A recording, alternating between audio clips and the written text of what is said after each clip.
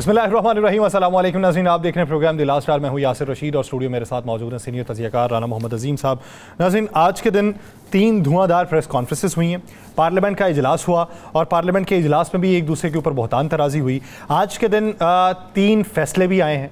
अगर आज के दिन की पहली प्रेस कॉन्फ्रेंस से बात का आगाज़ करें, उससे पहले अगर अज़मा बुखारी साहिबा की प्रेस कॉन्फ्रेंस देखें तो उसके बाद जो प्रेस कॉन्फ्रेंस फैसल वावडा साहब ने की है, फैसल वावडा साहब की प्रेस कॉन्फ्रेंस के अंदर अल्फाज क्या थे, यानी अगर आप पगड़ियाँ उछालेंगे तो फिर आपकी पगड़ियों को भी फुटबॉल बना के उछाला जाएगा। अगर आप जो है वो ज़ोर ज़बरदस्ती करेंगे तो फिर आपके साथ भी ज़ोर ज़बरदस्ती की जाएगी। उन्होंने ये कहा कि मेरी माँ बेड रेस्ट के ऊपर थी और तब जब पगड़ियाँ उछाली जा रही थी तो तब नोटिस क्यों नहीं लिए गए। उनकी तरफ से जो अल्फाज इस्तेमाल किए गए हैं, क्या एक सियासतदान की तरफ से किए जा सकते हैं? दूसरा, फैसल वावडा साहब साइड किसकी ले रहे हैं? क्योंकि सेनेट के अंदर ना तो वो हुकूमती बेंचेस में है ना अपोजिशन बेंचेस में है। अगर वो इनफरादी तौर पे ही उनको देखें तो फिर दूसरी प्रेस कॉन्फ्रेंस जो है वो तलाल चौधरी साहब की होती है। तलाल चौधरी साहब कहते हैं कि इस ज़िमन के अंदर पार्लियामेंट को सुमोटो लेना चाहिए। ये जो बातें करते हैं और ये जो इल्ज़ामात दोहराते हैं और ये जो कहते हैं कि हमें प्रेशर है पिछले कुछ सालों से, तो इन्होंने प्रेशर में आके सारे फैसले किए होंगे। तो वो कहते हैं कि ये प्रेशर में आके जिन्होंने फैसले किए, जो प्रेशर बर्दाश्त नहीं कर सकते, वो फिर फैसले क्या करेंगे? उसके बाद की press conference governor Sindh Kamran Tessori साहब की थी और कामरान टेसोरी साहब ने भी यही कहा कि नॉन इशूज को इशू बनाया गया। अगर ये नॉन इशू है जिसकी समाअत सुप्रीम कोर्ट के अंदर भी है, तो असल में फिर इशूज हैं क्या? ये 3 प्रेस कॉन्फ्रेंसेस। लेकिन इसी बीच में अल-कादिर ट्रस्ट का 190 मिलियन का केस जो था, जिसका कल डीबी ने, जो डबल बेंच ने फैसला महफूज किया हुआ था, आज उसमें 10 लाख के मचलकों के एवज जमानत को मंजूर कर लिया जाता है। 2 केसेस ऐसे हैं जिसमें अभी पाबंद सलासिल हैं, बानी पीटीआई इमरान खान। एक जो है वो इद्दत का केस है, दूसरा साइफर का केस है। 2 केसेस जो हैं यानी तोशा खाना वाला और दूसरा आज वाला केस जो है, इसमें उनकी सज़ाएँ मुअत्तल हो चुकी हैं। अब आगे जो मंजरनामा है सियासी तौर पे, वो क्या पार्लियामेंट के फ्लोर पे होगा, सड़कों पे होगा? मौलाना फजलुर रहमान साहब की भी प्रेस कॉन्फ्रेंस है, वो इलेक्शन दोबारा से बात कर रहे हैं उसकी। ये मंजरनामा होगा कब तब्दील और किसके हक में होगा, ये एक सवाल है। राना साहब की तरफ बढ़ते हैं। राना साहब, सबसे पहली प्रेस कॉन्फ्रेंस फैसल वावडा साहब की, जो अल्फाज इस्तेमाल किए गए, जो बुन्नत अल्फाज की जुमलों की रखी गई, उस पर क्या राय रखते हैं? बिस्मिल्लाहिर्रहमानिर्रहीम। अस्सलातु वस्सलामु अलैका या सय्यदी या रसूलल्लाह, अस्सलातु वस्सलामु अलैका या सय्यदी या हबीबल्लाह। देखें, मैं यासर, मेरे मुंह से आपके लिए भी फैसला वाडा साहब ने निकलता था फैसल, लेकिन सॉरी यासर, 2-3 चीज़ें बड़ी क्लियर हैं। हम सब इस पापनी अदारों के साथ करें। अफ़वाज पाकिस्तान हमें बहुत अजीज़ है, इससे आगे कुछ नहीं है। पाकिस्तान की अदलिया हमें बहुत अजीज़ है, यहाँ से इंसाफ निकलता है, यही एक उम्मीद है हमें। पाकिस्तान की जमहूरियत हमें बहुत अजीज़ है। लेकिन ये जो आज अल्फाज इस्तेमाल किए गए, मैं ये अल्फाज किसी सूरत नहीं चाहता। ठीक है, अगर किसी ने गलत किया है तो आप उसके पास उसके लिए फोरम है। अगर आप सबको ये इजाज़त दे देंगे, जाओ मीडिया पर बैठो और मीडिया पर बैठकर इस तरह बोलो, तो इससे निज़ाम खराब होगा, इससे काम खराब होगा, इससे आमने सामने चीज़ें हो जाएंगी। इससे जिसको बोलना पड़ता है वो बोल पड़ेगा, जिसको नहीं बोलना पड़ता वो अमल से कर देगा। मैं तो इसकी शदीद मज़म्मत करता हूँ और ऐसा नहीं होना चाहिए था। फिर ये कहना 2 टीवी चैनल, कोई भी हो 2 टीवी चैनल, मुझे नहीं पता वो कौन सा चैनल है, उसमें हज़ारों सैकड़ों कारकुन काम करते हैं। हम किसी को भी ये इजाज़त नहीं देंगे कि पाकिस्तान में आज़ादी सहाफ़त पर यह कदगन लगाए। आज भी हमने आज़ादी सहाफ़त के उस बिल के हवाले से स्पीकर पंजाब असम्बली से मुलाकात की और उन्होंने बिल्कुल वाज़ेह कहा है कि हमें इस पर हमें देखने दें, जिसमें इसमें जो चीज़ गलत होगी हम उसकी निशानदेही करेंगे, उसको तब्दील करें, उसके बाद बिल्कुल करें। फ़ेक न्यूज़ के हम खिलाफ है, लेकिन फ़ेक न्यूज़ है क्या, इसकी बुनियाद सामने रखनी चाहिए। मैं चूँकि ज़्यादा फैसल वाडा साहब की बात पर इसलिए बात नहीं करना चाहता, उन्होंने जो जो अल्फाज इस्तेमाल किए हैं, जिस तरह उन्होंने किए हैं, उसका जवाब जिन्होंने देना है उन्हें ही देना चाहिए। मैं ज़रा एक आना चाह रहा हूँ, अगर आपकी इजाज़त हो तो। जी। अगर आपकी इजाज़त हो, गवर्नर सिंध पे आना चाह रहा हूँ। गवर्नर सिंध साहब ने फरमाया कि जनाब इतनी जल्दी ज़मानतें दी जा रही हैं। बिल्कुल ठीक फरमाया, खुदा की कसम मैं उनकी बात से 1101% मुत्फिक हूँ। इसलिए कि उन्होंने बिल्कुल ठीक कहा। क्या मियाँ नवाज शरीफ साहब को फौरी ज़मानतें नहीं दी गई? क्या उनका जहाज़ जब लैंड किया, क्या वहाँ पर अदालती अमला उनसे थम करवाने के लिए नहीं पहुँचा? क्या जब वो अदालतों में गए तो नैब के प्रोसिक्यूटर बुलाए बगैर वहां नहीं पहुंचे हुए थे? फिर ठीक कहा उन्होंने, बिल्कुल ठीक कहा, मैं तायद करता हूँ, ठीक, बिल्कुल ठीक कहा। उस वक्त नहीं बोल सके वो, हालांकि उस वक्त भी गवर्नर थे, उस वक्त शायद उन्हें कोई काम याद आ गया होगा या शायद उस वक्त कोई और मसला हो, इसलिए वो नहीं बोल सके, लेकिन आज वो बोले। बिल्कुल उन्होंने ठीक कहा कि जनाब इतनी जल्दी नहीं फैसले होने चाहिए थे, और उन्होंने ये भी ठीक कहा बिल्कुल नहीं होने चाहिए थे फैसले। 4 दिनों में 3 सजाएं भी नहीं होनी चाहिए थी, रात 1-1 बजे तक जेल के अंदर अदालतें भी नहीं लगनी चाहिए थी, बिल्कुल दुरुस्त कहा उन्होंने। लेकिन उस वक्त क्यों नहीं कहा? उस वक्त उनको किसने मना किया था? उस वक्त उनके पास ये सच्चे अल्फाज क्यों नहीं थे? अगर ये उस वक्त से ये एक्शन लेते, एक्शन तो ये ले नहीं सकते, उस वक्त अगर ये बात कहते, उस वक्त ये चीजें करते, तो शायद आज किसी के लिए भी ये चीजें ना होती।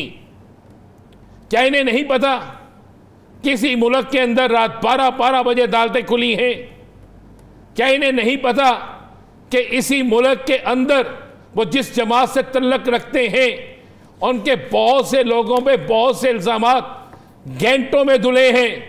क्या उन्हें नहीं पता कि एक बड़े सियासी लीडर को 4 दिनों में 3 सजाएं हुई हैं? क्या उन्हें नहीं पता कि एक ऐसा शख्स जो पाकिस्तान आता है, इश्तिहारी है, मफरूर है, सजा याफ्ता है, 1 सेकंड के लिए जेल नहीं जाता? क्या उन्हें यह नहीं पता कि उनके साहबजादे भी जेल नहीं जाते? क्या उन्हें यह नहीं पता कि नैब के दफ्तर में पेशी के मौके पर हमला होता है? क्या उन्हें यह नहीं पता कि जनाब यहां पर वीडियोस बनाकर चला दी जाती हैं? क्या उन्हें यह नहीं पता कि एक वक्त में सुप्रीम कोर्ट पर हमला हुआ था? तो आज ही ये सारा कुछ क्यों? इतनी याददाश्त कमजोर है? आना चाहिए था ना, इनको सब चीजें सामने लानी चाहिए थी जनाब गवर्नर साहब को। गवर्नर साहब क्यों भूल गए हैं? गवर्नर साहब, आप जब गवर्नर थे उस वक्त बहुत से वाकयात हो गए थे, और अब भी आप गवर्नर हैं। लोग आपको देखते हैं, लोग आपको चाहते हैं और आपकी जुबान पर यकीन करते हैं, लेकिन जब आप गलत बयानी करेंगे, गलत याददाश्त करेंगे, तो फिर बहुत सी चीज़ें जो हैं वो ख़राबी की तरफ जाएंगी। उसके बाद तलाल चौधरी साहब कमाल के आदमी है। मुझे एक बात बताएं, सो मोटो कभी लिया है ईवान ने? लिया आज तक? हिस्ट्री में हुआ आज तक? सो मोटो किस पे लें मुझे? फरमाया कि जो डरते हैं उन्हें नहीं रहना चाहिए, बिल्कुल, जो काम नहीं कर सकता। तो जनाब ये तो आप बता दें कि बड़े मियाँ साहब को वज़ीर आज़म क्यों नहीं बनाया गया? ये भी किसी दिन बता दें, ये भी किसी दिन बता दें कि जनाब आपके बहुत से लोग जो बातें करते थे, राना सनाउल्लाह साहब ने जो बात की वो दुरुस्त है, ये जो आप बात कह रहे हैं वो दुरुस्त है? ख्वाजा साद रफीक साहब ने जो बात की वो दुरुस्त है, या जो बात आप कह रहे हैं वो दुरुस्त है? आप इस 3 चीज़ों को तो बता दें, इस हवाले से तो हमें आगाह कर दें। यासर साहब, ये आज मैं बिल्कुल आपको बता रहा हूँ, आज ये अदलिया पे तनकीद थी, उसकी वजूहात क्या है? सर ये तनकीद थी? तनकीद भी थी, हमला भी था। और यार कल तारीख है ना, कल आपने कोई ना कोई बहाना तो ढूंढ रहे हैं ना। नहीं, आज भी तो फैसला था ना सर, आज फैसला तो आ गया। क्या जो आज का फैसला है वो अचानक आया? गवर्नर साहब ने क्या फौरी फैसला दे दिया? और भाई कितनी इसकी पिटीशनें हुई और कितनी इसकी तारीखें हुई, कितनी इसकी हेयरिंग्स हुई, कितनी इसकी हेयरिंग्स नहीं हुई, कब से ये केस चल रहा है? सर आप वो सारी तारीखें निकाल कर जो है ना वो गवर्नर साहब को भेज देनी चाहिए, ताकि सर आप देख लें, आप देखने के बाद इसका फैसला कर लें। चौधरी परवेज इलाही को आप कहते हैं कि आप बातें करते हैं, बताएं चौधरी परवेज इलाही को जज साहब, हाई कोर्ट के जज ये हुक्म देते हैं चौधरी परवेज इलाही साहब के मुतल्लिक के, और कहते डीआईजी को हैं कि जनाब आप इन्हें घर तक छोड़कर आएंगे, आप पाबंद हैं इन्हें घर छोड़ के आने के, घर के अंदर तक छोड़ के आएंगे। फिर क्या होता है चौधरी परवेज इलाही के साथ? जब वो घर के अभी पास नहीं पहुंचते तो वो डीआईजी साहब बेबस हो जाते हैं, और अचानक चौधरी परवेज इलाही साहब को कोई और उठाता है, गाड़ी में डालता है और ले जाता है इस्लामाबाद।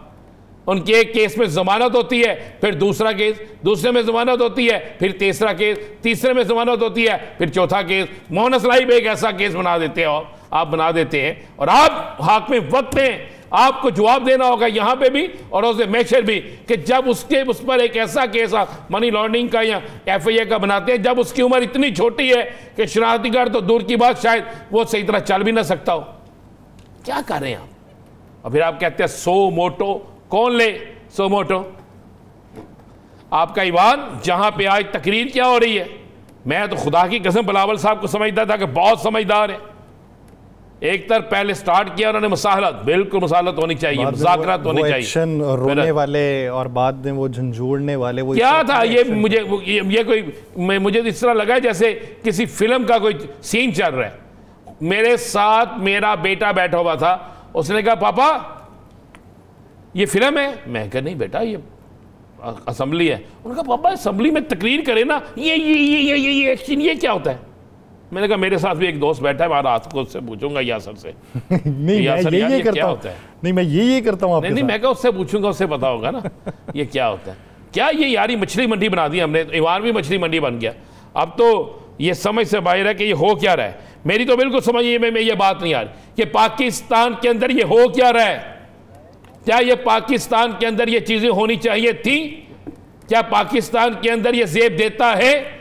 मुझे पता है दो, आप कहते हैं 2 TV चैनल्स को फुटबॉल बना देंगे। कौन होते हैं फुटबॉल बनाने वाले? हाँ, जिसने गलत किए अदालतें मौजूद हैं, पीका एक्ट आपने बना दिया हुआ है, हर एक्ट आपके पास है, जाए जाके हम फेस करेंगे। सुबह है खान साहब की तारीख, और उस तारीख पेशी पे उनको वीडियो लिंक पे लेना है। सुबह भी बहुत बड़ा इम्तिहान है। नहीं आप अगर उसी बात पे कायम है, वो कल वाला ले लिया तो ठीक है, ना लिया तो यार नहीं कल वाला कागज अभी भी यहीं पर पड़ा हुआ।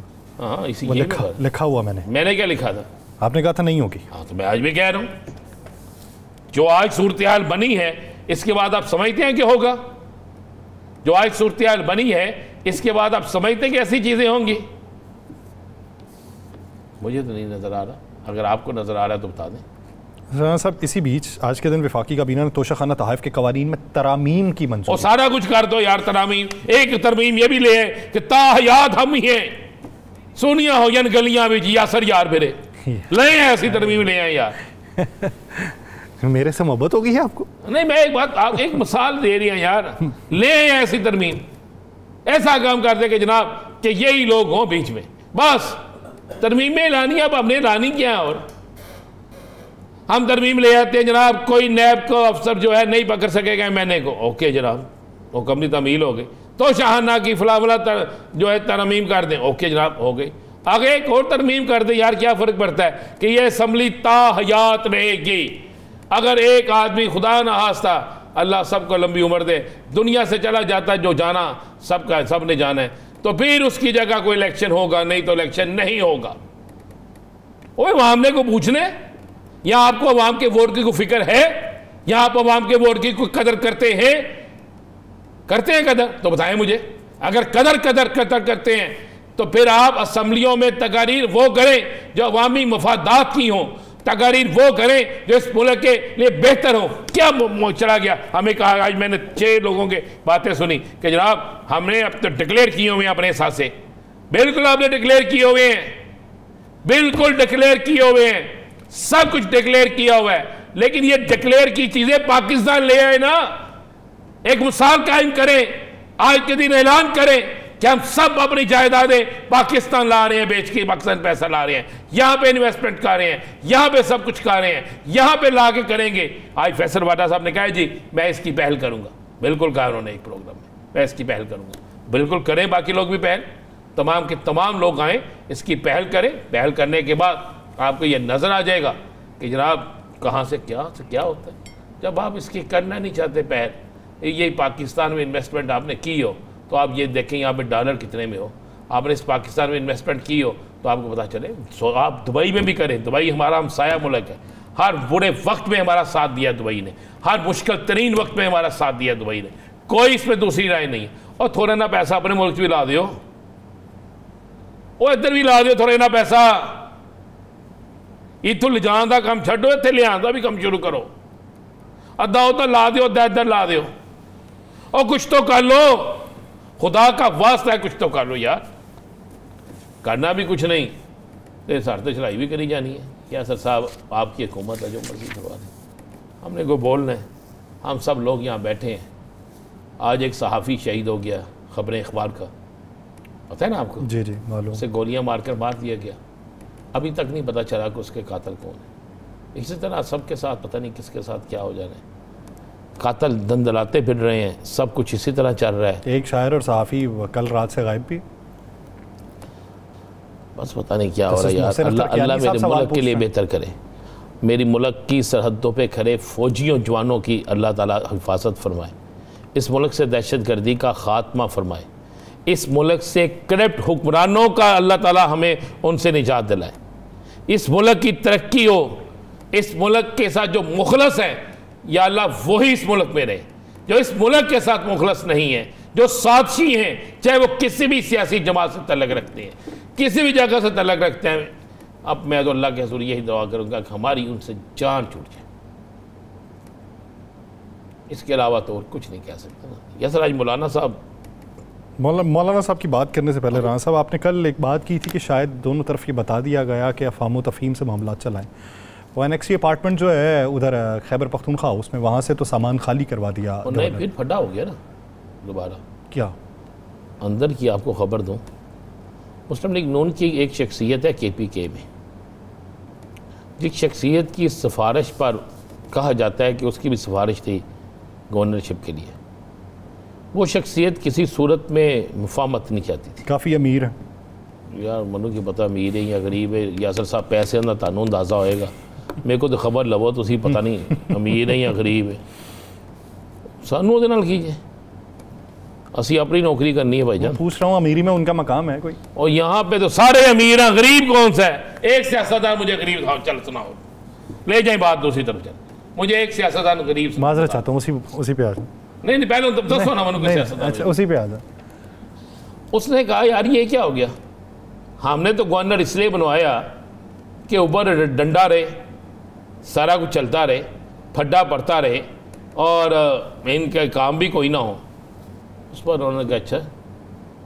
फिर ये बात ट्रैवल करती करती पहुंच गई। जब ट्रैवल करती करती बात पहुंची तो फिर उन्होंने भी अपनी कबीना का इजलास बुलाया, उसमें फ़ैसला किया, और फैसले के बाद ये सारा कुछ हो गया।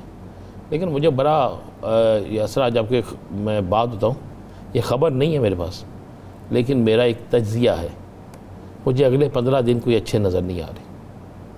और ये तज्ज़िया किन मुशाहदाती बुनियादों पे? मौजूदा हालात की बुनियादों पे मुझे अगले 15 दिन कोई अच्छे नज़र नहीं आ रहे। और उसमें बुराई क्या दिखाई दे रही? इतने बुरे नज़र आ रहे हैं कि जिसकी इंतहा कोई नहीं। शायद आप भी 2 से 3 दिन बाद यही अल्फाज कहना शुरू कर दें। ये जो आज आपने बहुत सी गुफ्तगू सुनी है, आज अभी थोड़ी देर पहले अली बिन गंडापुर ने जो बात की कि जनाब अगर बिजली की लोड शेडिंग काम ना की तो हम क्या करेंगे, किसके दफ्तर पे कब्जा कर लेंगे, सुनिए ना आपने वो भी जी। तो जब ऐसी चीज़ें शुरू हो जाएं, और जब बहुत सी जगहों से बहुत सी आवाज़ें आना शुरू हो जाएं, जब सरेआम एक दूसरे पर तीर चलाए जाएं, एक दूसरे पर तनकीद की जाए, एक दूसरे को निशाने पे रखा जाए, तो इसका मतलब होता है कि कोई किसी का कोई बस नहीं है। सब बस बेबस हैं और किसी के हाथ में कुछ नहीं है। तो फिर जब किसी के हाथ में कुछ होता है तो उसके हाथ में होता है जो सबसे ज़्यादा तगड़ा होता है। और जो सबसे ज़्यादा तगड़ा होता है फिर मर्ज़ी उसकी चलती है, फिर हम लोग घर बैठ जाते हैं। फिर ये होता है। इसलिए मैं कह रहा हूँ अगले 15 दिन अल्लाह ज़िंदगी रखिए। हमारा तो 5 दिन प्रोग्राम होता है ना, तो अभी फ़ोन लोगों के आते हैं जनाब जुमे के रोज़ फ़ोन आ जाता है, हफ्ते के रोज़ आज प्रोग्राम नहीं कर रहे। मैं कहा भैया आप तो पीर से लेके जुमे तक करते हैं इंशाल्लाह, और मैं और यासर साहब करते हैं, चला रहे हैं जितनी देर ज़िंदगी है, जब तक वक्त है चलाएँगे। तो पीपल्स पार्टी और नून लीग के माबैन जो तहरीरी मुआहिदा है वो किन निकात के ऊपर? वो वहाँ पे हल्फ का मुआहिदा अभी तक पूरा नहीं हुआ, सदके जामाता रहता हूँ। वाह वाह वाह वाह वाह वाह वाह यासर साहब, मिसाक जमहूरियत, मिसाक जमहूरियत तहरीरी था कि नहीं? तहरीरी था। तहरीरी था। एक और इनके साथ मुआहिदा हुआ था, वो भी तहरीरी था कि नहीं? एक मुआहिदे पे हलफ भी हुआ था, याद है? कौन से मुआहिदे? और डूबती कश्ती में कौन बैठेगा? मुझे एक बात कहें, ये बजट जो होगा, क्या ये बजट अवाम दोस्त बजट होगा? क्या इस बजट में आप अवाम को इतनी सहूलतें दे देंगे कि गरीब का बच्चा पढ़ सके? सिर्फ मैं इतना कह रहा हूं, रोटी तो छोड़ देना, रोटी आपने देनी है कि नहीं देनी, कुछ नहीं कर सकेंगे ना। डूबती कश्ती में सिर्फ अपने ही सवार होते हैं, जिन्हें जो इस नीयत से सवार होते हैं कि यार जीना मरना इनके साथ है। और यहाँ पर तो जीना मरना इकट्ठा है ही नहीं, मुफादात की जंग है। उनके अपने लोग कहते हैं जनाब अगर कल तहरीक इंसाफ हमारे साथ हाथ में ला ले, हम इन्हें छोड़ के पीछे हो जाएंगे। नहीं कहते पीपल्स पार्टी वाले? नहीं, आज तो उन्होंने कहा मुनाफिकत की सियासत करते हैं। यहाँ पे सारे ही करते हैं। बिलावल साहब जब तकरीर फरमाया करते थे, याद है आपको? क्या कहते थे पीपल्स पार्टी वाले मुस्लिम लीग नून के लिए? क्या कहते थे बड़े मियाँ साहब के लिए? क्या कहते थे छोटे मियाँ साहब के लिए? और नून लीग वाले क्या कहते थे? निकालें तकरीरें, चलाएं यार, पता चले कौम को। असम्बली में जाते हैं और होते हैं, असम्बली से बाहर और होते हैं। मुझे एक बात का जवाब दे दें। आज मैं तो पूछना चाहता हूं उन तमाम लोगों से जिन्होंने आज प्रेस कॉन्फ्रेंस की। एक शख्स होता था जिसका नाम था लियाकत चट्टा, था ना एक शख्स, कमिश्नर रावलपिंडी। हाँ, क्या बना उसका? ये तो उनको भी नहीं पता होगा मेरा बना। उसने क्या क्या इल्जाम लगाए? क्या बना उसका? क्या वो जेल के अंदर है? क्या उसे नौकरी से बर्खास्त कर दिया गया? क्या उसको सजा हो गई? क्या उसके सासे चेक हो गए? क्या उससे पूछा गया तुमने ये क्यों किया? क्या उससे पूछा गया कि सिर्फ यही बात कह देना कि जरा मेरी गलतफहमी में कह दिया तबीयत ठीक नहीं थी या फला फला? ये क्या बात? बात की गहराई तक जाए, पीछे तक जाए, सारी दुनिया को आप पता है किसने क्यों कहा, किस तरह कहा। वो लियाकत चट्टा साहब कहाँ है? कोई तो जानता होगा ना, किसी को तो लियाकत चट्टा साहब का पता होगा ना। लाएं लियाकत चट्टा साहब को, उनसे पूछिए तो सही। एहतसाब का अमल, इंसाफ का अमल शुरू करें, एक ऊपर से लेकर नीचे तक। अगर अदलिया में कोई गलत है उसको पकड़ें, अगर किसी और दायरे में कोई गलत है उसको पकड़ें, कोई सियासत में गलत है उसको पकड़ें, कोई सहाफत में गलत है उसको पकड़े ना, साबित करें। ये ना करें कि आप मेरी तरफ आ जाए तो आपसे बड़ा अच्छा आदमी कोई नहीं है, और अगर आप मेरी तरफ नहीं है तो आपसे बुरा आदमी कोई नहीं है। इन चीज़ों को तो ख़त्म करना पड़ेगा ना। अच्छा राना साहब, एक चीज़ बताइएगा, फवाद चौधरी साहब किस पार्टी में? तहरीक इंसाफ में आने की कोशिश में। क्योंकि उनके जो तहरीक इंसाफ के रऊफ़ हसन साहब हैं, वो तो कहते हैं कि हसन रऊफ़ साहब कहते हैं हमारी पार्टी में नहीं है।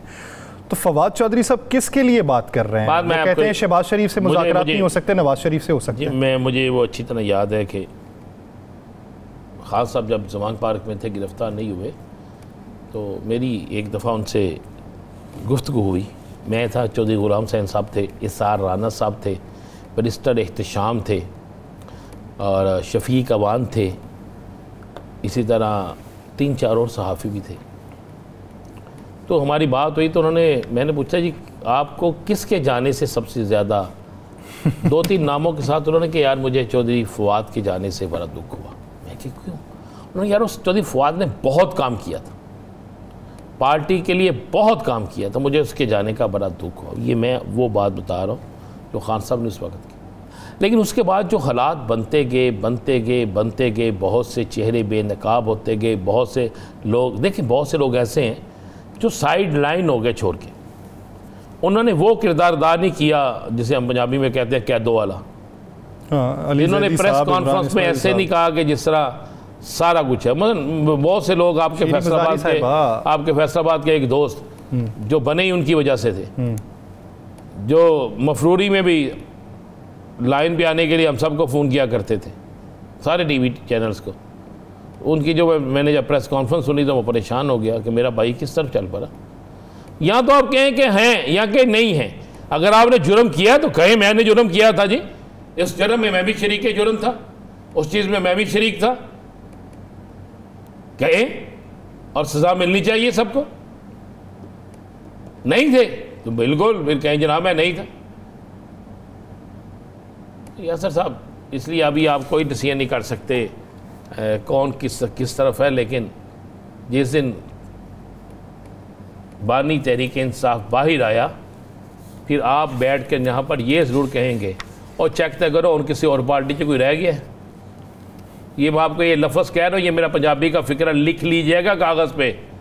अक्सर आप भूल जाते, लिख लेंगे भी, खाली पैसे का हिसाब ना लिखा करो, अभी लिख लिया करो। लिख लिए, लिख लीजिएगा। फिर उनके बाहर आने के बाद लोगों ने कहना है यार किसी बाकी सियासी जमातें को रहे थे नहीं गया। ये हिसाब होना। और ये हिसाब किताब आपको कब तक दिखाई दे रहा? कल की हेयरिंग के बाद बहुत सी चीज़ें सामने आएंगी। कल की हेयरिंग होने दें। यानी उधर से फीलिंग लेना चाह रहे हैं, क्योंकि बिल्कुल कल की डायरेक्ट उनके ज़ाती केसेस पे तो नहीं है कल की हेयरिंग, वो फीलिंग लेना चाह रहे हैं। मैं कल के केस से ये पता चल जाएगा तासुर क्या है, किसका क्या मजाज है, कौन क्या चाहता है। कल मैं देखना चाहता हूँ कि सुप्रीटेंडेंट कोर्ट लखपत जेल तक रहा है, अडियाला जेल तक रहा है, या सुप्रीम कोर्ट के अहकामात तक रहे। माजरत से मैं कल ये देखना चाहता हूँ। मैं कल देखना चाहता हूँ कहीं इंटरनेट बंद तो नहीं हो जाएगा।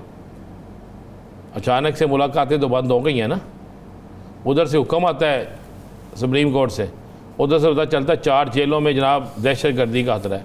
ओ भैया, आपने उसे इंटरनेट के ज़रिए लिंक करके उठाना है, उसने कौन सा गेट के बाहर बैठ के तकरीरें आलिया करनी है। बयान लेना देना ना उसने अदालत में, उसने मौक़िफ़ देना ना अपना, तो देने दे। यानी कल का दिन जो है वो आपको फैसला कौन लगता है, वो उससे मुस्तकबिल के जो वो क्लियर हो जाएंगे। नाज़रीन, एक ब्रेक लेते हैं, ब्रेक के बाद वापस आएंगे, इस पर मज़ीद बात होगी, कहीं नहीं जाएगा। Stay with us.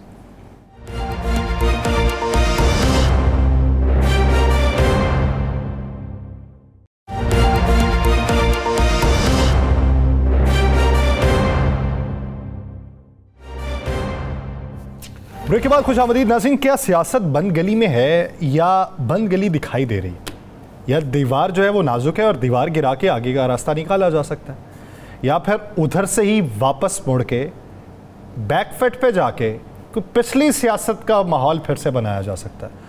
हम ये देखते हैं कि अगर पार्लियामेंट का इजलास हो तो वहाँ भी एक दूसरे पे इल्ज़ाम तराशी, अगर प्रेस कॉन्फ्रेंस हो तो वो भी किसी के साथ इल्ज़ाम तराशी के लिए, अगर अदलिया का मामला हो तो अदलिया के ऊपर इल्ज़ाम तराशी, अगर इदारों के मामले हों तो इदारों के ऊपर इल्ज़ाम तराशी।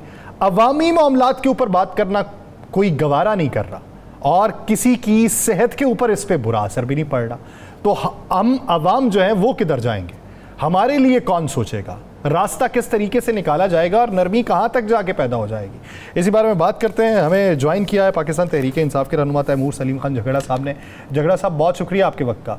तैमूर सलीम साहब, अगर देखा जाए पार्लियामेंट के फ्लोर के ऊपर इधर उधर हर जगह पे इल्ज़ाम तराशी इस हद तक बढ़ चुकी है कि हमें ये लगता है कि ऐसा हफ्ज़दा माहौल है जहाँ पे कोई ठंडी हवा नहीं चलने वाली, चाहे वो केपी का मामला हो, चाहे वो कौमी असम्बली का मामला हो, चाहे वो प्रेस कॉन्फ्रेंसेस हो रोज़ाना की बुनियाद के ऊपर। ये किस तरफ को चल निकले हैं, रास्ता कौन सा बीच में? देखिए, मेरे ख्याल में आपकी एनालिसिस भी ठीक है कि इतनी पोलराइजेशन हो गई है कि जो वापस जाने का रास्ता है वो आसान लगता नहीं है। अगर आप इमरान खान साहब देख लें, पीटीआई को देख लें, पीटीआई का वोटर, सपोर्टर और वर्कर देख लें, मेरे ख्याल में आप अगर सच्ची बात करें तो जो हमारे गिले पिछले साल के 1.5 साल के हैं वो किसी को कभी भूलते नहीं।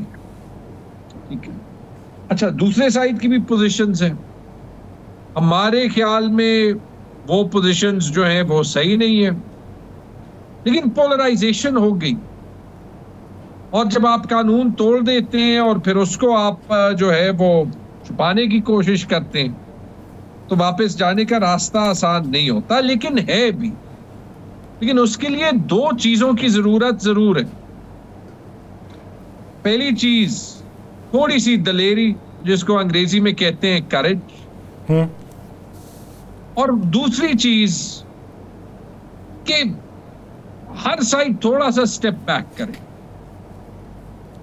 लेकिन उसके लिए दलेरी की जरूरत है, क्योंकि आपकी पोजीशन एंकर हो जाती है, वहां से आपको जो है वो पीछे जाना होता है। जवाब आईन और कानून में, जवाब पाकिस्तान के इंस्टीट्यूशनल फ्रेमवर्क को जैसे लिखा गया है आईन में उसी तरह चलाने का। जवाब 2024 के इलेक्शन को जितनी मुश्किलात के बावजूद अवाम ने वोट दिया, उसके रिजल्ट को लेजिटिमेट तरीके में इंप्लीमेंट करने का पहल उस स्टेप बैक करने की हुकूमत ने करनी है मेरे ख्याल में। उसके बाद हमें भी अपनी पोजीशन देखनी पड़ेगी, क्योंकि रिवेंज हम नहीं अफोर्ड कर सकते। लेकिन वाकई ये पाकिस्तान के लिए अच्छा नहीं। मैं सारा कुछ कह रहा हूं, मेरे साथ जो ज्यादती हुई है मेरे सीट पे, या जो साल मैं उसी तरफ आ रहा था तैमूर साहब, मैं उसी तरफ आ रहा था। हाँ। वो मुझे बता तो दे, वो कौन सा कुलिया है कि 100% से ज़्यादा वोट आपकी सीट पे पड़ गए? वो पूछे तो सही उस प्रिजाइडिंग ऑफिसर से या किसी से कि वो 100% से ज़्यादा जो वोट पड़े हैं वो पाकिस्तान क्या दुनिया में कहीं ऐसा नहीं हुआ, वो कौन सा कुलिया था? देखिए मैं यही कह रहा हूं ना। अच्छा, उसके बावजूद मैं आपको जो है वो रिकंसिलिएशन की बात कर रहा हूं, और इसीलिए कर रहा हूं कि इन दी एंड इस मुल्क को अगर आगे बढ़ना है तो उन लोगों की जरूरत होगी who can speak truth to power. अब और अगर फिर पावर नहीं सुनता तो हम क्या करें? लेकिन हमने अपना काम कर लिया, अब आप वोट पे हैं, आप ये कहें। रिकंसिलिएशन की मैं बात कर सकता हूं, जो हुआ है उसको मैं भूल नहीं सकता, और इंशाअल्लाह हमने जुम्मे को पेशावर में जलसा बुलाया, क्योंकि हमें वो आवाज उठानी है। मेरे हल्के से शुरुआत करेंगे, और ये भी हमने कह दिया, मैं अपने वोटर्स को भी कहता हूं, अपने सपोर्टर्स को भी कहता हूं, पूरे पेशावर में जो इमरान खान के वोटर्स हैं उनको कहता हूं, वोट इमरान खान का था, इसलिए सबसे पहले हमने आवाज ही इमरान खान के लिए उठानी है। इमरान खान निकले, पाकिस्तान का निजाम ठीक हो, मैं अपनी सीट कुर्बान कर दूंगा। अगर मैंडेट के लिए मैं लड़ रहा हूं, मैं इसलिए लड़ रहा हूं क्योंकि ये मेरे वोटर्स कह रहे हैं ये इमरान खान की हिदायत, वरना मुझे ये सीट या मिनिस्ट्री या कोई सरकारी ओहदा जो है वो अपील नहीं करता। पिछले 2-3 महीनों से मुझे टाइम मिल गया है फैमिली के साथ इंटरेस्ट परस्यू करने का। सियासत मैं उतनी ही कर रहा हूं जितनी मैं पहले करता था पेशे के तौर पे। लेकिन आप मुझे ये कहें, ये कोई भूल सकता है पेशावर में 18 में से 9 सीटों पे रिजल्ट्स चेंज हुए? कैसे चेंज हुए? एक वोट की रिगिंग भी नहीं हुई। कोई आरओ, डीआरओ, सीसीपीओ, जो लोग कमरे में बंद थे बाहर निकले, फॉर्म 47 के रिजल्ट और थे, सबूत सारे सामने। मेरे हल्के पे जैसे आपने कहा 66 में से 64-65 फॉर्म्स नजर आ रहे हैं। 40% रिजल्ट्स में मेरा वोट 0 के साथ एंड होता है। अब ये टेक्निकल बात है, लेकिन एक स्टैटिस्टिशियन ने इस पे पेपर लिखा और कहा कि इसकी प्रोबेबिलिटी कि तैमूर झगड़ा की हर पोलिंग स्टेशन पे उसके वोट टैली का आखिरी फिगर 0, 1 in a trillion है, यानी 1,000 अरब में से चांस है कि ऐसे रिजल्ट आए। और ये सिर्फ उन सीटों पे नहीं हुआ जिस पे हम जीते हैं। मैंने सैटरडे को प्रेस कॉन्फ्रेंस की थी, एक 10वां हल्का पेशावर का जो पीटीआई जीती थी, पीके 83, मीरा खान अफरीदी हमारे हायर एजुकेशन मिनिस्टर हैं, रिजल्ट में 4500 वोट की जीत नजर आ रही है। इलेक्शन कमीशन के वेबसाइट पे फॉर्म 45 देख लें, 2 फॉर्म 45 नहीं है, एक ही है। अच्छा झगड़ा साहब, आपका मौक़िफ़, ये इंपॉर्टेंट बात है, ये इंपॉर्टेंट बात है। 65 रिजल्ट उल्टे हैं। इलेक्शन कमीशन के वेबसाइट पे 4000 की जीत नहीं है, 45,000 की जीत है। इसका जवाब कौन देगा? वो आरओ मिसबा वहीद साहिबा देंगी, वो डीसी देगा, चीफ सेक्रेटरी नदीम चौधरी देगा।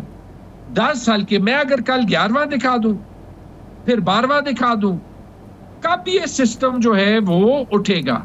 और कब तक हम ये एक्सेप्ट करते जाएंगे और फिर कहेंगे कि पाकिस्तान तरक्की क्यों नहीं करता? अच्छा झगड़ा साहब, जमीयत उलमा इस्लाम फे का जो मौक़िफ़ है वो जो कहते हैं कि बहुत सारी नशस्तों के ऊपर रिजल्ट तब्दील हुए हैं, वहाँ पे जीते हुए लोग तो आपके हैं और आप उनके साथ भी मुफाहमत करना चाहते हैं, उन्हें भी अपनी तहरीक में शामिल करना चाहते हैं, तो उनके तहफ़्फ़ुज़ात कैसे दूर होंगे? मेरे ख्याल में पहली चीज, जमीयत उलमा इस्लाम का गिला हमारी, और हमसे वो खुली बात करते हैं क्योंकि जो शायद हमारी बात का असर कह लें या मे बी हम ज्यादा रिस्पॉन्सिबली बात कर लें या शायद 9 मई के बाद हम समझते हैं कि हमारी ऊपर रिस्पॉन्सिबिलिटीज ज्यादा है, तो पहली चीज तो उनका गिला हमसे नहीं है। दूसरी चीज ये कि मेरे ख्याल में वो इसलिए कहते हैं कि उन्होंने ये भी देखा है कि जो सीट्स पे हुआ है हमारी सीटें बेची गई, लेकिन रिजल्ट इसलिए नहीं चेंज हुए कि उनको बेचना था। रिजल्ट तो चेंज हुए, जिसको बाकी हरवाना था हर हाल पे उनको हरवा दिया। और मैंने ये भी कह दिया कि अगर असूल पे खड़े रहने की कीमत ये थी, इमरान खान के साथ खड़े रहने की कीमत ये थी कि मुझे हरवाया जाए तो यार 1000 बार और भी हरवा, क्योंकि ये सियासत अगर वैसे ही करनी है जो पाकिस्तान में सक्सेसफुल सियासतदानों ने 76 साल की है, तो उससे बेहतर है ना ही की जाए। अच्छा तैमूर साहब, ये तो मुझे बता दें, कल क्या इतला है खान साहब को? कल सुप्रीम कोर्ट में जो कल तारीख है, सुबह खान साहब वीडियो लिंक के जरिए होंगे, क्या इतला आपके पास? यार अगर कानून पे अमलदारी होगी तो फिर इमरान खान साहब होंगे। पूरा कौम इंतजार कर रहा है बेचैनी के साथ, कब तक आप उनको छुपाएंगे? लेकिन अगर कानून को जो है वो वायलेट करना है, तो जिस दिन से इमरान खान की हुकूमत निकली है, कानून तो बस कागज पे कुछ अल्फाज ही लिखेंगे। अच्छा झगड़ा साहब, तो अगर वो वायलेट कर आप, तो उसमें मेरे से आप क्या समझते हैं कि वज़ीर आला खैबर पख्तूनख्वा अली यमीन गंडापुर साहब हर रोज़ उनका कोई बयान गवर्नर के बारे में और गवर्नर का जवाबी बयान, फिर उस पर इकदामात भी, जिस तरह अनेक्सी अपार्टमेंट से वो सामान बाहर निकलवा देना और उस पर कहना कि जी ये हमारे कंट्रोल के अंदर है, तो ये मामला कब तक सॉर्ट आउट हो जाएगा? देखिए मेरे ख्याल में तो मैं ये कह सकता हूँ कि अली खान हमारे चीफ मिनिस्टर हैं, पूरी पार्टी की सपोर्ट है उनके साथ। मेरी तजवीज़ ये होगी गवर्नर और चीफ मिनिस्टर साहब दोनों को भी टू फाइंड अ वे कि कम से कम जो खैबर पख्तूनख्वा के हकूक हैं कि उस पे दोनों आवाज उठाएं। पॉलिटिकल सिस्टम ने आगे बढ़ना है। गवर्नर वफाक के रिप्रेजेंटेटिव हैं और वो जो है खैबर पख्तूनख्वा के, तो जो 1500-1600 अरब वफाक हमें वो करता है उसमें कुछ ले आए तो ऑटोमेटिकली वो तनकीद खत्म हो जाएगी। मैं शायद आपको ये बता सकता हूँ कि अली खान पे जो उनके लिए चैलेंज क्या है, उन्होंने वो जितने भी सख्त लगते हैं अगर आप देख लें, उन्होंने तो मुफाहमत की तरफ बहुत से इक़दाम उठाए ना। वो प्राइम मिनिस्टर साहब से मिले, उनके साथ मीटिंग्स अटेंड की, उन्होंने मोहसिन नकवी को वेलकम किया, उन्होंने हमारे जो वर्कर्स के खदशात के बावजूद सारी ब्यूरोक्रेसी को रखा, कोई बदला नहीं दिया। उन्होंने कहा कि मेरा चीफ सेक्रेटरी बदल दे। जवाब में उनको क्या मिला? जवाब में तो उनको कुछ भी नहीं मिला ना। लेकिन उसके बावजूद मैं जो है वो ये कहूंगा कि हमें अपने सूबे के लिए मिलकर वफाक पे प्रेशर डालें, क्योंकि एक मजबूत वफाक में जब सूबे मजबूत होंगे तो वफाक भी सारा मजबूत होगा। तैमूर साहब क्या नजर आ रहा है, खान साहब की रिहाई कब तक मुतवक्किल? यार अगर इंसाफ के लिए अदालतों पे कोई प्रेशर ना डाला जाए, अगर अदालती सिस्टम को ट्रांसपेरेंटली चलने दिया जाए, तो खान साहब कब के रिहा हो चुके होते। अगर आज से कर दिया जाए तो हफ्ते 2 में खान साहब रिहा हो जाएंगे। अच्छा, जैसे मैंने कहा अगर कानून ने बेंड होना है तो फिर मैं उन लोगों में से नहीं हूं कि मैं डेडलाइन दे दूंगा, लेकिन ये मुझे यकीन है इंशाअल्लाह खान साहब निकलेंगे इंशाअल्लाह खान साहब वजीर आजम दोबारा बनेंगे और ये हम पे बहुत बड़ी रिस्पॉन्सिबिलिटी है और इंशाअल्लाह होगी कि हमने इस मुल्क की सियासत तब्दील करनी होगी, हमने किसी तरीके से जो है वो रिकन्सिलिएशन की तरफ बढ़ना होगा और हमने पाकिस्तान की इकॉनमी के लिए वो मुश्किल फैसले लेने होंगे जो पाकिस्तान को वाकई तरक्की के रास्ते पे बढ़ाए। याद रखें, और IMF के स्टेटमेंट ने और जो अभी तक सब कोशिशों के बावजूद ना सऊदी से ना किसी कहीं और से कोई इन्वेस्टमेंट आई, वो इस बात की सबूत है कि लेजिटिमेसी आपको चाहिए होती है रिफॉर्म के लिए। अच्छा तैमूर साहब, एक आखिरी सवाल। फवाद चौधरी साहब कहते हैं कि शहबाज शरीफ के पास कुछ नहीं है, मुज़ाकरात नवाज शरीफ से हो सकते हैं। अब वो PTI का हिस्सा तो है नहीं, तो क्या वो आपकी तरफ से बात कर रहे हैं, बयान दे रहे हैं या अपने तय दे रहे हैं? नहीं, फवाद मेरे दोस्त रहे हैं, बड़े क्लोज दोस्त रहे हैं, लेकिन वो ऑब्वियसली पार्टी में अभी नहीं है और अपने ये उनकी जो है वो जाती स्टेटमेंट है। बहुत सी जो उनकी स्टेटमेंट्स हैं वो पार्टी लाइन के साथ होंगी, कुछ नहीं होंगी। वैसे हमारी पार्टी के अंदर अक्सर 2-3 लाइनें जो है वो हो जाती हैं, जो कि इन वे जमहूरियत का हुस्न है। तो मतलब एक आध बाहर से भी जो है शेर अफजल मरवत साहब वाले मामले को भी जमहूरियत का हुस्न कहेंगे? नहीं, इन वे तो है। मैंने बार बार ये जरूर कहा है कि जो भी हमारे लीडरान वो अंग्रेजी में कहते हैं ना, washing your dirty linen in public, कि जो आपस में इख्तलाफात हैं वो बाहर दुनिया को दिखाएं। वो इंटरनली तो बहुत डिबेट होनी चाहिए, आपस बाहर कहीं कहीं जो है वो खामोशी बेहतर होती है, लेकिन इससे मैं किसी को टारगेट नहीं करता। ये हमें जो है वो एज अ पार्टी सीखना है और जितना हम सीखेंगे हमारी क्रेडिबिलिटी मजीद बढ़ेगी, क्योंकि याद रखिए कि जो बड़ा मिशन है जिससे हम हट नहीं सकते वो है इमरान खान की रिलीज। वो और क्योंकि मेरे ख्याल में इमरान खान की रिलीज जो सिंबलाइज करती है अभी, वो पाकिस्तान की जमहूरी निज़ाम की री इंस्टीट्यूशन है और वो पाकिस्तान की परमानेंट रिफॉर्म की तरफ जाने की एक उम्मीद है। सही। तो इससे बड़ा कदम फिलहाल पाकिस्तान के लिए हो नहीं सकता। इससे बड़ा कदम पाकिस्तान के लिए नहीं हो सकता और जो इख्तलाफात हैं वो अंदरूनी तौर पे अगर डिस्कस हों तो ज़्यादा बेहतर हो सकता है। बहुत शुक्रिया तैमूर सलीम खान झगड़ा साहब, इस हवाले से अपना वक्त देने के लिए। दीगर इश्यूज़ पे बात करेंगे एक शॉर्ट ब्रेक के बाद, कहीं नहीं जाएगा। Stay with us.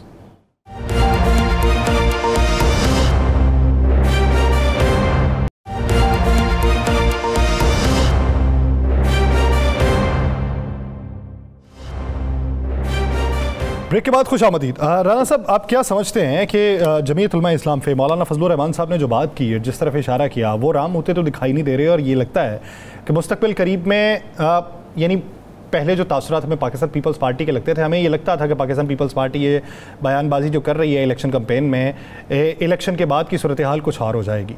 मौलाना के तासुरात आपको ऐसे लगते हैं कि कुछ दिनों बाद अगर कोई बड़ी मुलाकात हो या कोई ऑफ़र हो तो वो तब्दील हो सकती है, या फिर वो अपने स्टैंड के ऊपर जमे रहेंगे? मौलाना साहब ना सिर्फ अपने मौक़िफ़ पर खड़े रहेंगे, बल्कि मौलाना साहब ने आज एक बहुत बड़ी बात कह दी है, पता नहीं आप इसको क्यों नहीं। इमरान खान को कहा जाता था यहूदी एजेंट, यही था। आज उन्होंने कहा वो हमारा सियासी बयान था। सुना ना आपने? जी जी। तो ये बहुत से लोगों के लिए एक मैसेज है। दूसरा उन्होंने कहा कि इस तहरीक इंसाफ से हमारी कोई ज़ाती दुश्मनी नहीं है। बहुत से लोग ओपन मिलते हैं, बहुत से छुप के मिलते हैं, और जब थोड़े से हमारे खदशात दूर हो जाएंगे तो कोई बड़ी बात नहीं कि वो हमारे साथ आके खड़े हो जाए। मौलाना साहब किसी सूरत में भी, आपको मैं ख़बर दे दूँ, आज शायद आपने फैसल वाडा साहब के एक अल्फाज नहीं सुने एक टीवी प्रोग्राम में, उन्होंने मौलाना साहब की तरफ इशारा करके कहा कि वो कहती है जी कि हुकूमत ख़त्म कर दें, नए इलेक्शन करा दें, उनके पल्ले क्या है, ऐसे तो कोई लफाज बोले उन्होंने। तो मौलाना साहब तो पीछे नहीं हटेंगे। मौलाना साहब खड़े हैं, खड़े रहेंगे, डटेंगे। अभी तो एक मैदान लगने लगा यासर, वो लगने लगा आपके फैसलाबाद में, जहाँ पे असद यूब साहब, असद कैसर साहब, महमूद अचक सईद साहब और दीगर लोग मौजूद हैं जो तहफ़्फ़ुज़ आईन पाकिस्तान, हाँ, जिनको इजाज़त नहीं दी जा रही ना, तो इजाज़त नहीं दी जाती तो फिर सूरत हाल क्या होती है। और तो आपको लगता है कि बग़ैर इजाज़त के वो मौलाना जैसे जलसा कर सकते हैं? यानी वो तो जिस तरह कामरान मिर्ज़ा साहब ने कल कहा कि हमें तो हाथ वो डर के मारे नहीं लगा रहे, लगा के तो देखें। तो हो सकता है किसी दिन ऐसा हो कि मौलाना साहब का जलसा हो, सारी तहरीक इंसाफ मौलाना साहब के साथ जलसे में चले जाए, फिर क्या करेंगे? ये बग़ैर बुलाए चली जाए, फिर क्या करेंगे? फिर क्या करेंगे? इंतज़ार तो कीजिए। मैं जो आपसे कह रहा हूँ ना कि अगले 15 दिन आपको बड़ा मज़ा देंगे। ख़बरें ही ख़बरें, मौजा ही मौजा जर्नलिस्टां दी, इतनी खबरें होंगी प्रोग्रामों के लिए कि आप सोच नहीं सकते। उतनी देर तक हद तक इज्जत भी पास हो चुका होगा। हो जाए यार, क्या हद तक इज्जत पास, तक इज्जत पास डराते रहते हैं 24 घंटे यार। वो हमने कौन सा जुर्म किया भाई? हमें कौन सा झूठ बोल रहे हैं? हम कौन सी किसी की तौहीन कर रहे हैं? जनाब, जिसने जो प्रेस कॉन्फ्रेंस की हम सुना देते हैं। हद की इज्जत उन पे लगाए। तौहीन ने अदालत तो आज 6 लोगों पे लगनी चाहिए, 6 लोगों पे। मुझे तो आज अफसोस हो रहा है माजरत के साथ पाकिस्तान की वकला बरादरी से कि किसी वकील ने यह गुफ्तगू करना गवारा नहीं की कि जनाब आपके अदारों के मुतल्लक बात हो रही थी। अब सब भी सियासी हो गए यार, सबका किसी न किसी सियासी जमात से तल्लक हो गया है। सब इसी तरह है। लाहौर में वकला को अभी तक हड़ताल पे है, हाई कोर्ट के बाहर पुलिस खड़ी होती है, सब कुछ चल रहा है। किसी ने पकड़ा? किसी ने पूछा दोबारा? क्या कोई यहाँ पे नहीं है। सब, मैं कह रहा हूँ कि सब कुछ बिक गया। मुझे वो लगता है अनाएं जितनी महंगी हैं, ज़मीन उतने ही सस्ते हैं। खुदाया तेरी बस्ती में ये कैसे लोग बसते हैं। मुझे लगता है कि अनकरीब लोग हमारे बारे में भी ये बात करते होंगे, ज़बान ज़द-ए-आम होंगे कि शायद इनको किसी ने काटा हुआ है। हम वो उस दीवाने की तरह होंगे जो सदाएं लगाता हुआ गलियों से गुजरता है और हालात के ऊपर बात कर रहा हो तो लोग कहें यार ये पागल हो गया है। हालात तो सारे नू पता है कीन है। हम, मुझे लगता है कि हम उन लोगों में शुमार होंगे कुछ। मुझे ये अच्छा लगेगा, मुझे अच्छा लगेगा। मुझे और आपको कोई ये नहीं कहेगा कि ये बिक गए हैं। मुझे और आपको कोई ये नहीं कहेगा कि ये अवाम की बात नहीं करते। मुझे और आपको, बल्कि मेरे हमारे टीवी चैनल के बहुत से तमाम के तमाम लोगों को, शाजिया हो, मतीन साहब हो, जितने भी प्रोग्राम करते हैं, अरशाद आरिफ साहब हो, किसी को कोई ये नहीं कहेगा। उसकी वजह हम लोग तो बिके हुए हैं, अवाम के हाथों बिके। हम बिके हैं अवाम के हाथों, हम बिके हैं दयानत के हाथों, हम बिके हैं आज़ादी सहाफ़त के हाथों, हम बिके हैं अपने उस ईमान के पुख्तगी के हाथों कि जो ईमान हमें यह दर्स देता है कि मौत एक दिन बिल्कुल आनी है और ज़िंदगी की हिफाजत बहुत करती है। सच बोलना, सच से पीछे ना हटना, बिल्कुल। ये मैं आपको हकीकत कह रहा हूँ। करने दे यार बात जो करते हैं, कहने दे। चौंकों में आवाज़ें लगती हैं, लगने दे। सब कुछ जो जहाँ पे कहता है उसे कहने दे। हम दुरूद शरीफ पढ़ के शुरू करते हैं यासिर साहब, और हमारा ईमान है, ये ईमान है हमारा ये कि इंशाअल्लाह ताला सच पे कायम रहेंगे, सच को दिखाते रहेंगे। हाँ, किसी की तस्लील नहीं करेंगे, कभी पाकिस्तान के इदारों के ख़िलाफ़ नहीं जाएंगे। पाकिस्तान के इदारे हमारे माथे का झूमर है, पाकिस्तान के इदारे हमारे सर का ताज है, हमारे शुहदा हमारी शान है। कभी उनके ख़िलाफ़ नहीं जाएंगे।